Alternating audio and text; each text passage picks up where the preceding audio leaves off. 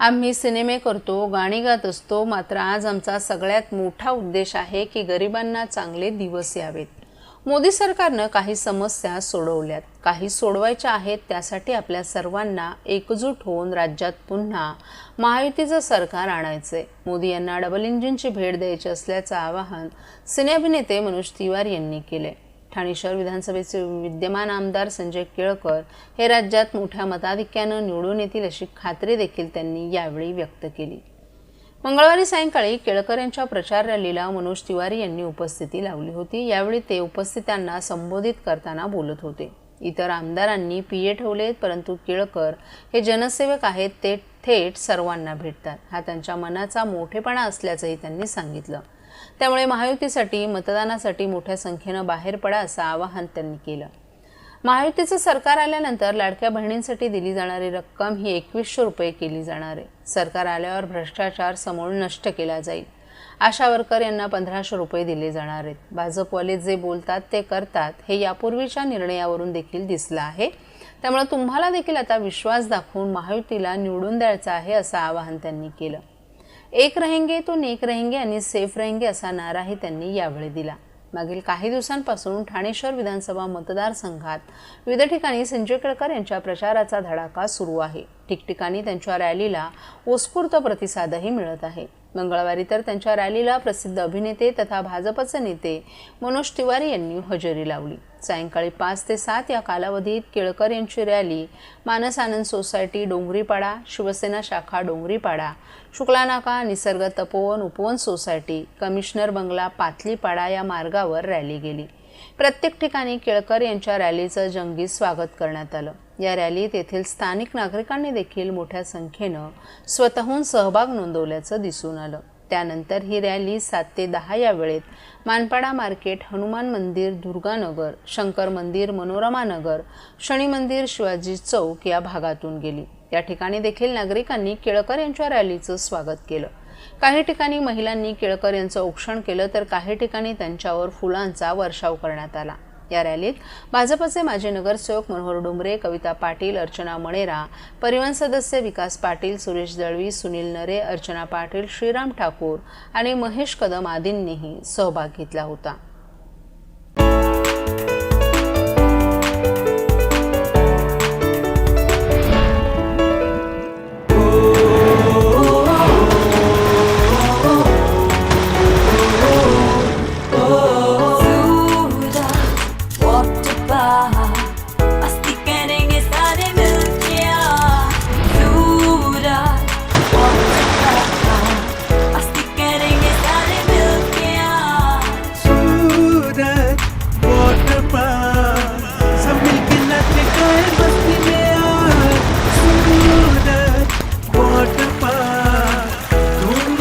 सब मिलके आज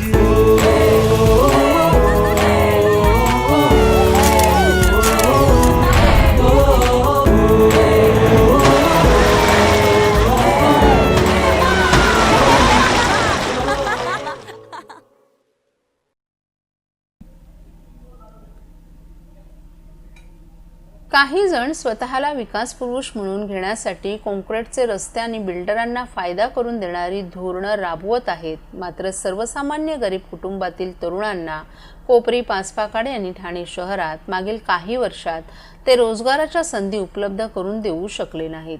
राज्याच्या सर्वोच्चपदी जाऊनही त्यांना या भागात रोजगाराच्या संधी आणता आल्या नाहीत. त्यामुळे सर्वसामान्यांच्या हिताचे निर्णय घेण्यात ते पूर्णपणे अपयश असून असं नेतृत्व ठाणेकरांनी या निवडणुकीत राजकीय पटलावरून हद्दपार करावं असं आवाहन शिवसेना ठाकरे गटाचे महाविकास आघाडीचे उमेदवार केदार दिघे यांनी मतदारांना केलं आहे.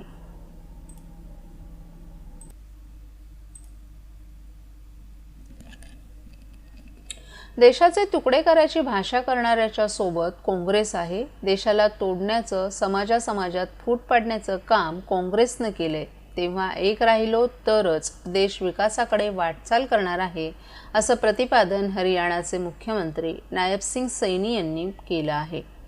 विधानसभा निवडणुकीच्या प्रचारासाठी महाराष्ट्रात आलेल्या मुख्यमंत्री सैनी यांनी मंगळवारी ठाण्यातील भाजप मीडिया सेंटरमध्ये प्रसारमाध्यमांशी संवाद साधला.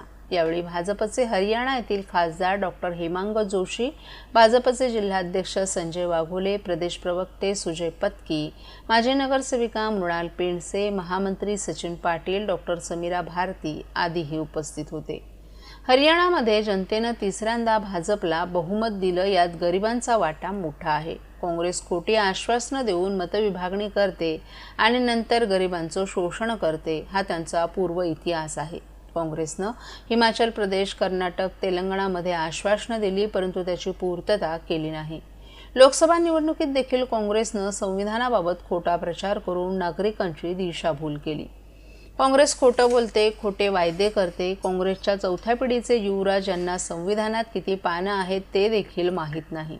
लाडकी बहीण योजनेविरोधात ते कोर्टात गेलेत, परंतु भाजपनं आपल्या संकल्पपत्रात निधी वाढवण्याचा संकल्प केल्याचं मुख्यमंत्री सैनी यांनीही सांगितलं. काँग्रेस ओबीसींचा वापर करते आणि ओबीसी समाजाला मोदींनी सन्मान दिल्यानं ओबीसी प्रगती करत आहे. तेव्हा काँग्रेस बॅकफूटवर असून महाराष्ट्रातील जनता दुसऱ्यांदा महायुतीला निवडून देणार आणि यांना बाहेरचा रस्ता दाखवणार असल्याचा विश्वास सैनी यांनी व्यक्त केला. पंतप्रधान नरेंद्र मोदी यांच्या एक है तो सेफ हेचं समर्थन करताना एकच राहिलो तर देश विकासाकडे वाटचाल करणार असल्याचंही त्यांनी सांगितलं. 1947ला पहिल्यांदा काँग्रेसनं देशाचे तुकडे केल्याचंही सांगितलं. हा देश मुस्लिमांचा आहे, अल्पसंख्याकांचा आहे, हे त्यांच्याच पंतप्रधानांनी म्हटलं होतं. याचे पुरावे उपलब्ध असल्याचंही त्यांनी सांगितलं. आता भारत जोडोच्या नावाखाली राहुल गांधी देश कमजोर करणाऱ्यांना सोबत घेतात. देशाचे तुकडे करायची भाषा करणाऱ्यांच्या सोबत काँग्रेस आहे. देशाला तोडण्याचं, समाजात फूट पाडण्याचं काम काँग्रेसनं केलंय.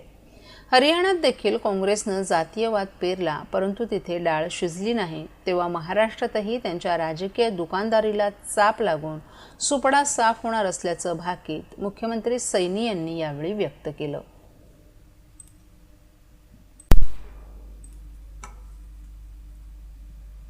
गेल्या 2.5 वर्षात सत्तेसाठी हापापलेले नेते आपण बघितले. विधानसभा निवडणुकीत उतरलेले सध्याचे सगळेच पक्ष गब्बर आहेत. तेव्हा ही उत्तम संधी आहे. मिळेल तिकडून घ्या, चंगळ करून घ्या, मात्र तुमचं अमूल्य मत मनसेलाच द्या, असं आवाहन मनसे अध्यक्ष राज ठाकरे यांच्या पत्नी शर्मिला ठाकरे यांनी ठाणेकरांना केले. ठाणे शहर विधानसभा मतदारसंघातील महाराष्ट्र नवनिर्माण सेनेचे अधिकृत उमेदवार अविनाश जाधव, ओळा माजिवड्यातील संदीप पाचंगे आणि मुंब्रा-कळवा मतदारसंघातील सुशांत सूर्यराव यांच्या प्रचारार्थ मंगळवारी सायंकाळी शर्मिला ठाकरे यांच्या ठाण्यात 4 विविध ठिकाणी चौक सभा पार पडल्या. यावेळी चौक सभेत बोलताना त्यांनी जाहीरपणे हे भाष्य केलं. कुणावरही टीका करायची नाही असं सांगून त्यापुढे देशाला स्वातंत्र्य मिळून 75 वर्ष झाली, यातील 40 ते 45 वर्ष काँग्रेस आणि सहयोगी पक्ष सत्तेवर, तर काही वर्ष भाजपा शिवसेना देखील सत्तेत असल्याचं सांगितलं. शिवसेना तर 46,000 कोटींचं बजेट असलेल्या मुंबई महापालिकेवर गेली 25 वर्ष सत्तेत होती, तरी अगदी साध्या सुविधाही नागरिकांना देऊ शकत नाही. ज्या आहेत त्या मूलभूत सुविधांचाही पुरता बोजवारा उडालेला आहे. मुंबईत SRAची घरं म्हणजेच अक्षरशः कोंबड्यांची खुराडी बनली आहेत. या राजकारण्यांची भूक किती असू शकते, कुठेतरी थांबा, अशी शेलकी टीकाही शर्मिला ठाकरे यांनी केली. वास्तविकतः मूल जन्मतःच त्याच्या नोंदीवरून लोकसंख्येची कल्पना येते. त्यानुसार भविष्यात लागणाऱ्या आरोग्य, शिक्षण आदी सोयीसुविधा आपण का निर्माण करू शकत नाही, तसा सवाल करून शर्मिला ठाकरे यांनी सरकारची इच्छाशक्तीच नसल्याची खंतही व्यक्त केली. कोविड काळात महाराष्ट्र नवनिर्माण सेना आणि महाराष्ट्र सैनिक अविरत काम करीत होतो आणि तेव्हाचे मुख्यमंत्री घरात बसले होते. फक्त 2 वेळाच मंत्रालयात गेल्याची आठवण जागून शर्मिला ठाकरे यांनी उद्धव ठाकरे यांनाही टोला लगावला. कोविड काळात आम्ही सर्वांना भेटत होतो, हे मात्र भेटायला येणाऱ्याच्या नाकात काड्या घालून तपासल्यानंतरच भेट देतोय, असंही त्यांनी सांगितलं. जसं अमित हा साहेबांचा मुलगा आहे, तसंच दुसऱ्या मुलाप्रमाणे अविनाश जाधव याच्यावरही प्रेम आहे. त्यांचा आशीर्वाद आणि शुभेच्छा आमच्यासाठी महत्त्वाच्या आहेत. अविनाश जाधव 24 तासात काम करतो. या भागातील आमदार 10 वर्षात दिसला का, अविनाश जाधव यांच्या पाठीशी उभे राहा. आपण विश्वास देतो तुमचं मत फुकट जाणार नाही. येणाऱ्या 20 तारखेला मतदान करा. 365 दिवस अविनाश जाधव तुमच्यासाठी उपलब्ध असेल, असा विश्वास यावेळी मनसेचे नेते अभिजित पानसे यांनी व्यक्त केला.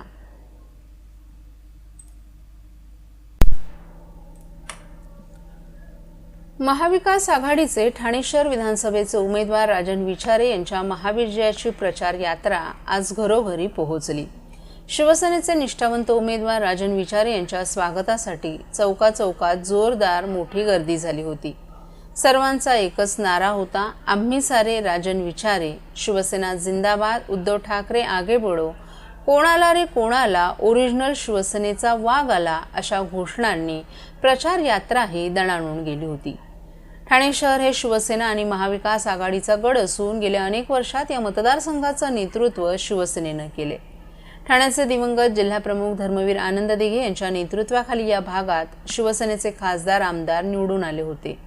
मात्र गेल्या 2.5 वर्षांपूर्वी शिवसेनेची गद्दारी करून भाजपच्या बुडाखाली गेलेल्या मिंधे गटानं शिवसैनिकांमध्ये फूट पाडल्याचा संताप ठाणेकर व्यक्त करत असल्याचंही यावेळी सांगण्यात आलं। वर्ष या ठाणे शहराची मी सेवा करतोय, विविध पदं भूषवलेली आहेत। मी नगरसेवक होतो, आमदार होतो, खासदार होतो आणि हे सर्व कोणाच्यामुळे मिळालं, या ठाणेकरांच्या मुळेच मला मिळालं असं मी समजतो। आणि मला विश्वास आहे गेली 10 वर्षामध्ये जी काही केलेली कामं आहेत, या ठाणे शहराच्या विकासामध्ये जे काय योगदान दिलेले आहे, ते ठाण्याचं नवीन रेल्वे स्टेशन ठाणे आणि मुलुंडच्या दरम्यानचं या ठिकाणी साकार होतं आणि त्याचबरोबर ठाणे रेल्वे स्टेशनचं जे पहिली रेल्वे या ठिकाणी धावली ते ठाण्याचं ऐतिहासिक स्टेशन, त्या ठिकाणी आपण मल्टी मॉडेल ट्रान्झिट हब या ठिकाणी एअरपोर्टच्या धर्तीवरती हा संबंध विकसित करणार आहोत। त्याला मंजुरीसुद्धा मिळाली आहे, काही दिवसांमध्ये काम सुरू होणार आहे। महाराष्ट्रातील भगिनींना आधार देणारी राज्य शासनाची मुख्यमंत्री माझी लाडकी बहीण योजना, या योजनेअंतर्गत अल्प उत्पन्न गटातील 21 ते 65 वयोगटाच्या भगिनींना मिळणार दरमहा 1500 रुपयाची मदत। अर्ज करण्यासाठी 31 ऑगस्ट 2024 पर्यंत मुदतवाढ। कुटुंबाचं वार्षिक उत्पन्न 2.5 लाख रुपयांपेक्षा कमी असलेल्या महिला पात्र, कुटुंबाकडे पिवळं किंवा केशरी रेशन कार्ड असल्यास उत्पन्नाचा दाखला आवश्यक नाही। पांढरं रेशन कार्ड असेल किंवा रेशन कार्ड नसेल तर कुटुंबाचं वार्षिक उत्पन्न 2.5 लाखांपेक्षा कमी असल्याचा दाखला आवश्यक। योजनेसाठीचा ऑनलाईन अर्ज नारी शक्ती दूत ॲपवरून किंवा पोर्टलवर भरता येईल। ज्या भगिनींना ऑनलाईन अर्ज भरता येत नसेल त्यांच्यासाठी अंगणवाडी, ग्रामपंचायत, वॉर्ड ऑफिस, सेतू सुविधा केंद्रामध्ये किंवा आशाताई बचत गटाच्या CRP यांची मदत उपलब्ध। आता आपल्याला अभिमानानं म्हणता येईल, सुखी आणि सुरक्षित आहे माझी लाडकी बहीण।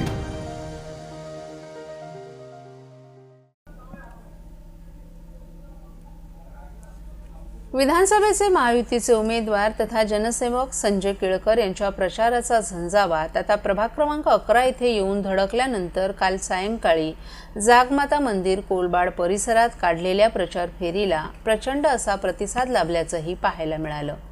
दरम्यान ठिकठिकाणी महिला वर्गानं केळकर यांचं औक्षण केलं तर ज्येष्ठ नागरिकांसह तरुण मंडळींनी केळकर यांची भेट घेत तुम्हीच आमदार म्हणून निवडून येणार असा विश्वासही बोलून दाखवला।